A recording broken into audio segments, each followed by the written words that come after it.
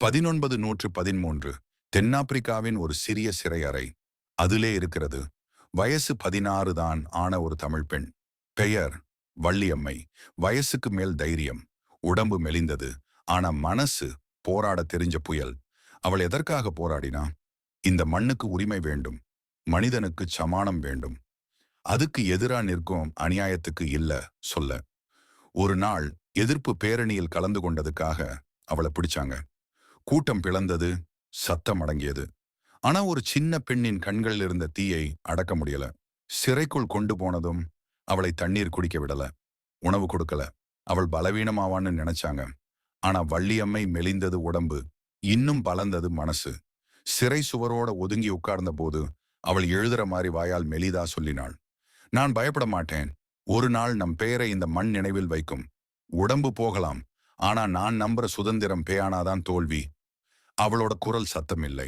ஆனா அது தாள வாத்தியத்துக்கு சமமான தைரிய குரல். நாள் கடந்தது.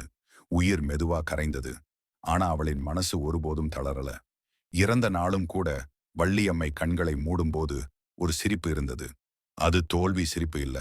நாடு ஒரு நாள் வெல்லும்னு நம்புற ஒரு சிரிப்பு. பின்னாடி சிறை அறை தரையில் ஒரு கடைசி வரி எழுதப்பட்டிருந்தது. யார் எழுதியது என்று யாருக்கும் தெரியல.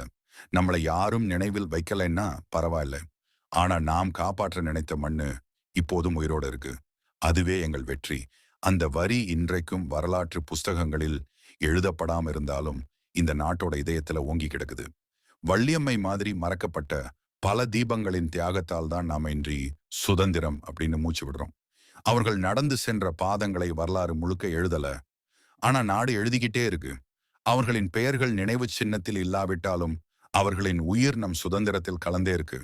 இது 16 வயது குழந்தையா இருந்தாலும் ஒரு தேசத்துக்கே திகைப்பு தந்த வள்ளியம்மையின் தீப்பொறி கதை. வீடியோ பிடித்திருந்தால் லைக் பண்ணுங்க, ஷேர் பண்ணுங்க. இன்னும் சப்ஸ்கிரைப் செய்யலனா சப்ஸ்கிரைப் பண்ணிட்டு பக்கத்துல இருக்கும் பெல் ஐகானையும் அழுத்திடுங்க.